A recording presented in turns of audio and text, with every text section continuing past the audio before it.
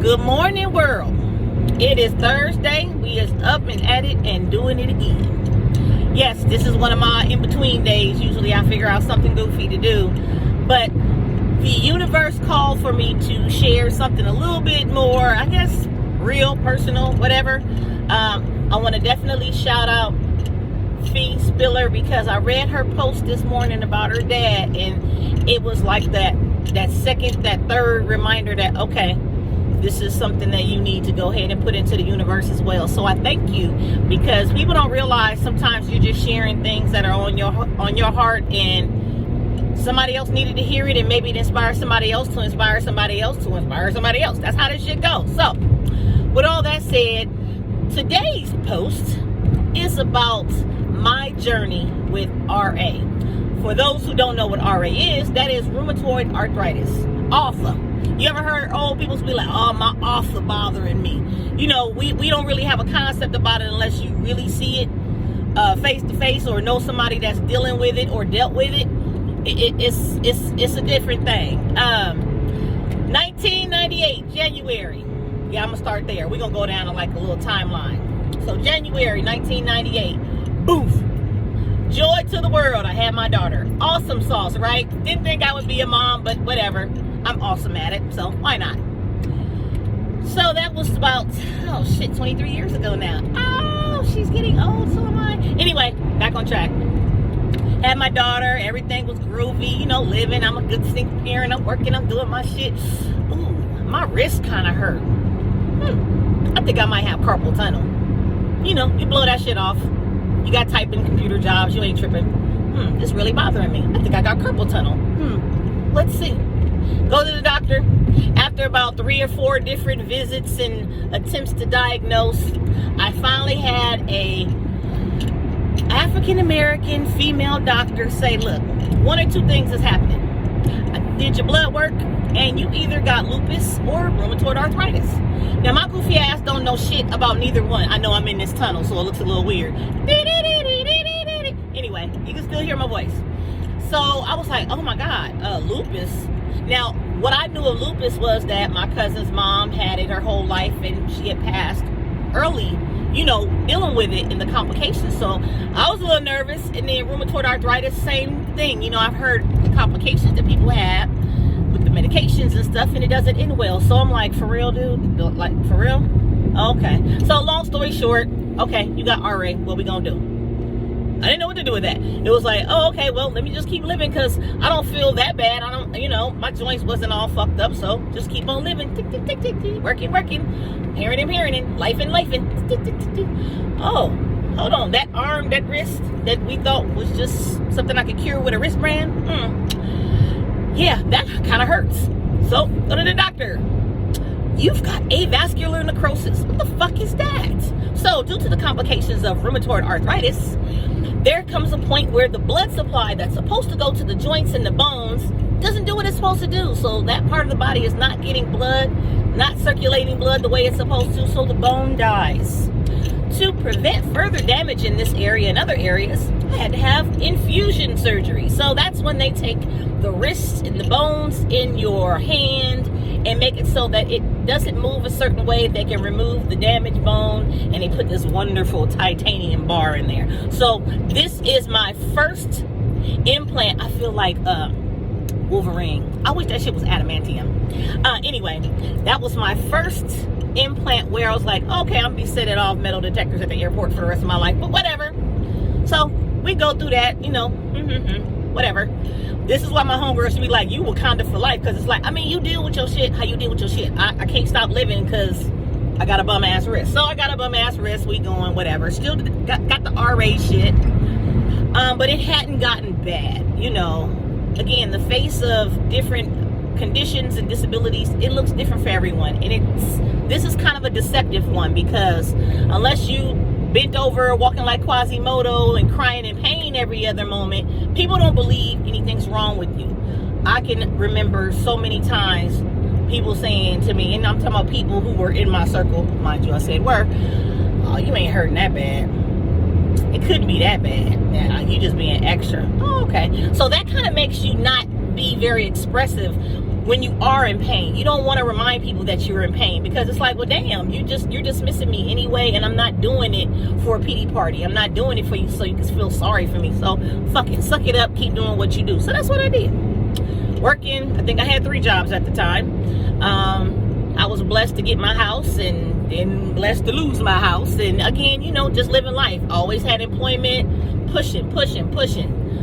Well, at some point, when you have rheumatoid arthritis, you get to a place where it can become very aggressive, is what my rheumatologist said. She's like, for whatever reason, it's gotten very aggressive.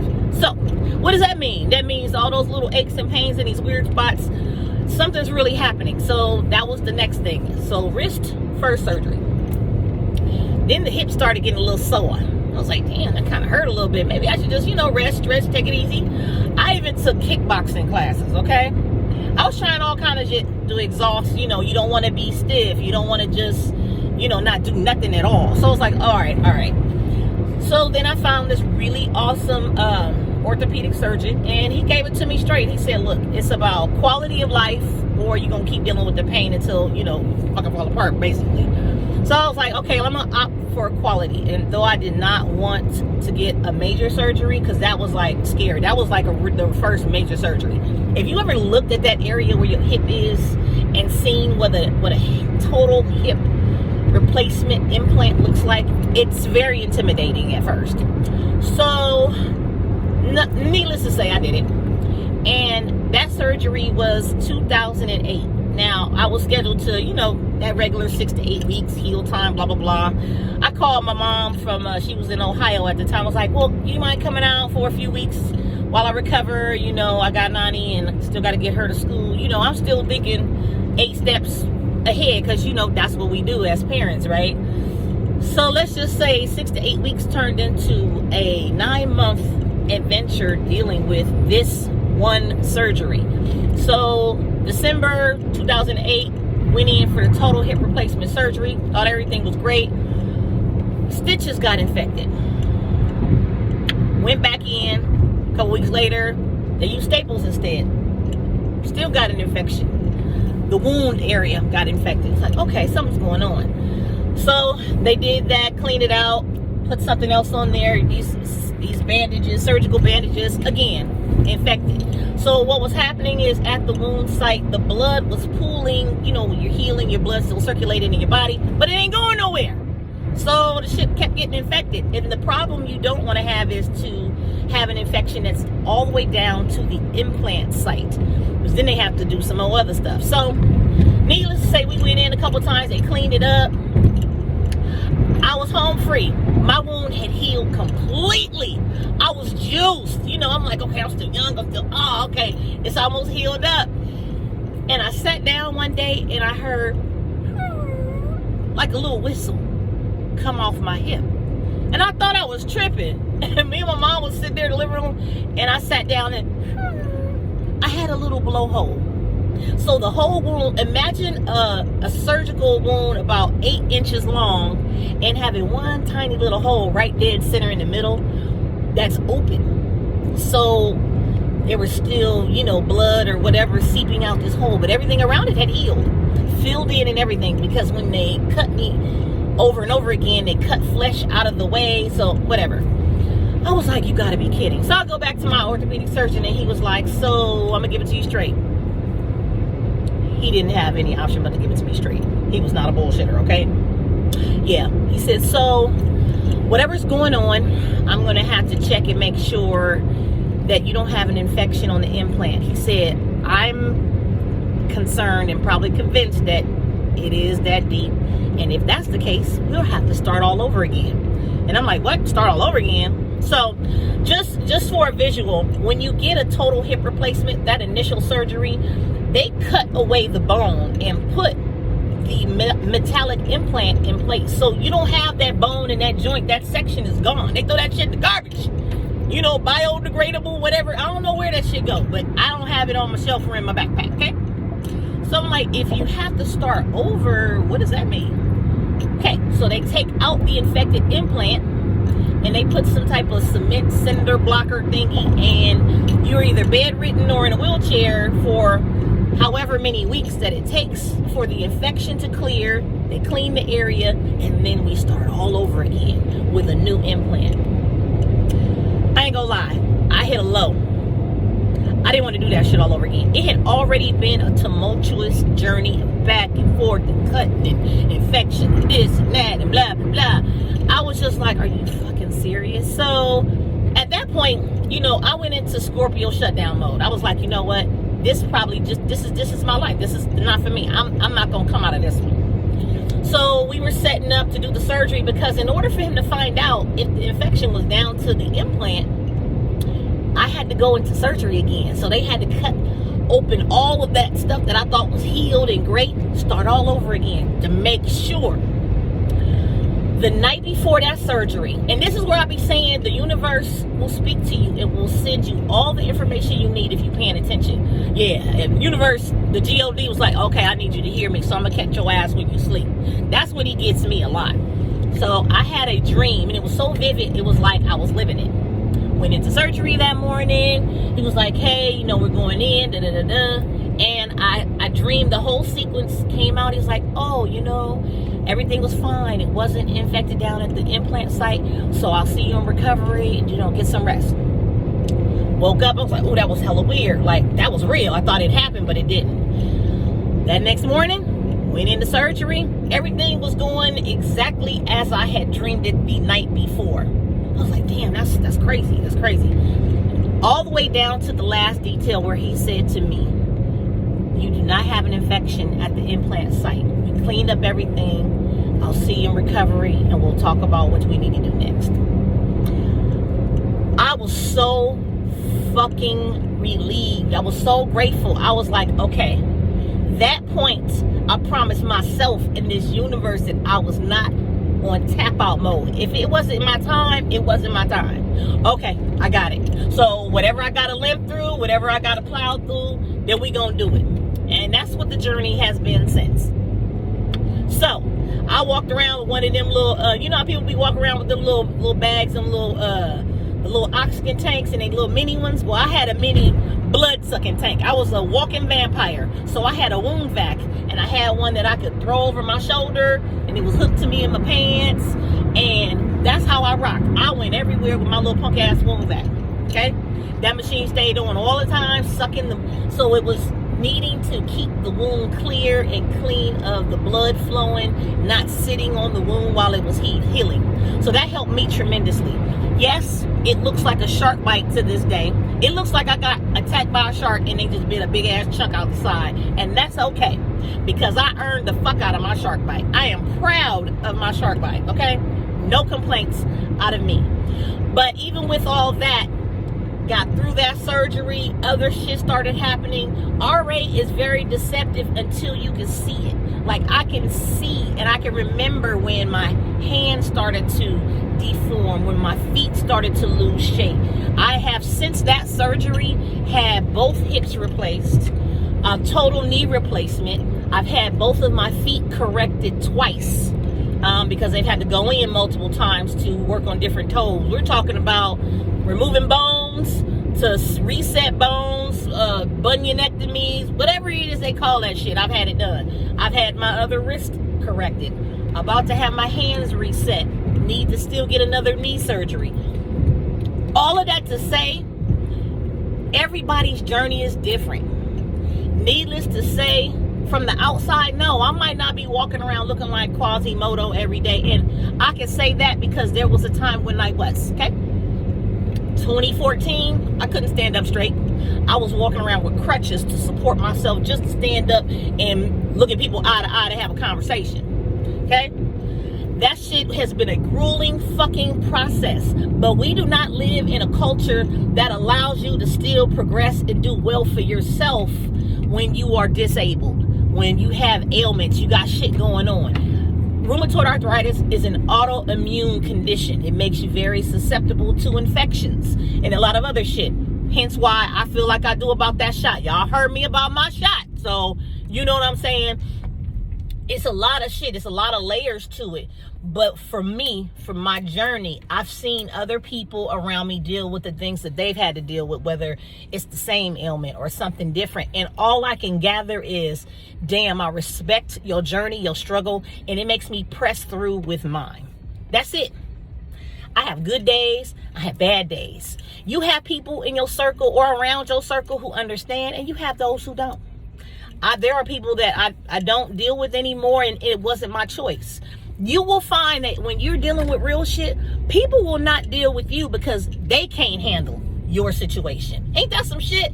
People will deal with themselves and project that shit through you. Like, oh no, that's too deep. That's too intense. I can't handle that.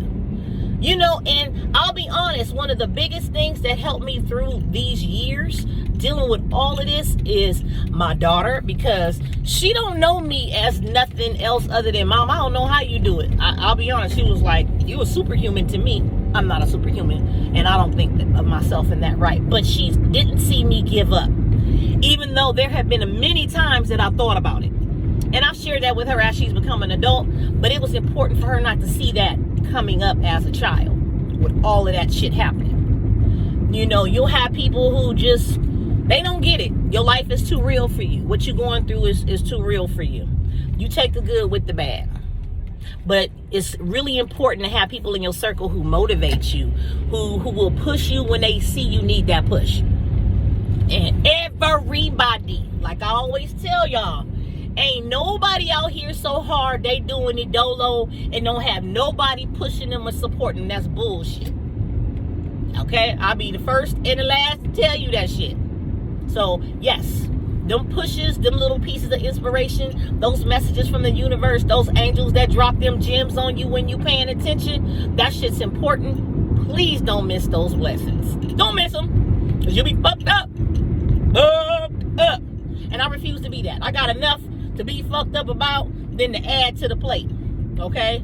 So, all of that to say, and I know this was a little bit long today. Y'all can skip through, fast forward. Hey, if it's for you, cool. If not, I respect that too. This is a face of RA. Okay? This is what my face look like. It smiles. It gets frustrated. It cries. It laughs. It's what it is. Okay? Yes, I tell people I come with a permanent limp. People ask, I be at some of my buildings, oh my gosh, you're limping. And I say, oh yeah, I come with a permanent limp. How can I help you? You know, it's not always a time to go into your story or why you do or move the way you move. But I've recognized it. I've accepted it. It's what it is. This is my journey, and I'm happy on it. That's what it is. Because for whatever reason, I'm carrying this load. Somebody needs to see it. I may never even know that person that needs to see it. I may never meet them. I may never speak with them. But you see this, you hear this, whatever your shit is, press through, man. Because if it ain't your time to check out, all you can do is keep checking forward. Keep pushing. That's the best advice I could give anybody. And yeah, that shit is not easy. Okay? At all. But you find out who your truths are. Stay loyal to whatever your purpose is. And I went through periods where I was like, okay, maybe I shouldn't do my music shit. You know, don't nobody won't know what the, handicap artist did.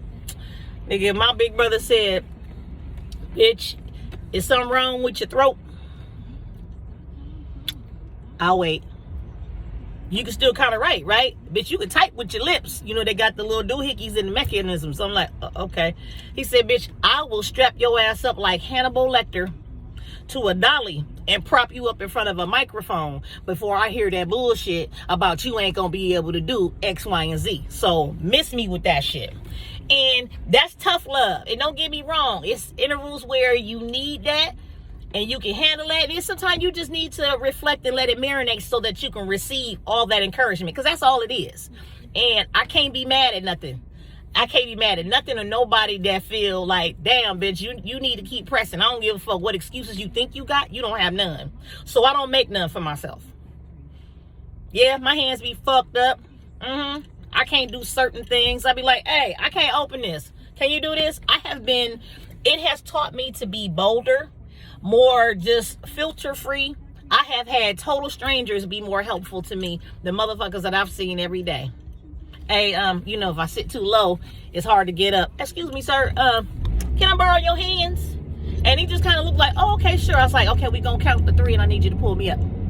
Thank you. Have a great day. Can you get this jar open? Hey, can you hook this up? It's hard for me to pop that top. And see, I know that was part of my lesson as a person, because I don't like to ask people to help me with shit. I am independent to a fault. But it taught me, bitch, humble yourself. Ask for help when you need it. And when I need it, I've asked. And I'm still a work in progress. It ain't easy still, but I got it. I'm getting it in. So all of that to say, thank you, Fee, for sharing your post. Thank you, universe, for inspiring me. Thank you, big bruh. Thank you, mama. Thank you, everybody who has been supportive in this journey. You know, my girls, my word girls. I'm finna go in there and see y'all now. Wakanda forever. She calls me Wakanda forever because she be like, girl, you strong. We are all strong. We all have the ability and the capacity to be strong and deal with whatever the fuck it is that the universe serves us. Just gotta weather through it, man. Take that good with that bad. Cry when you need to. Then dry the motherfucking tears and get the stepping back forward, okay? With that, y'all enjoy your Thursday.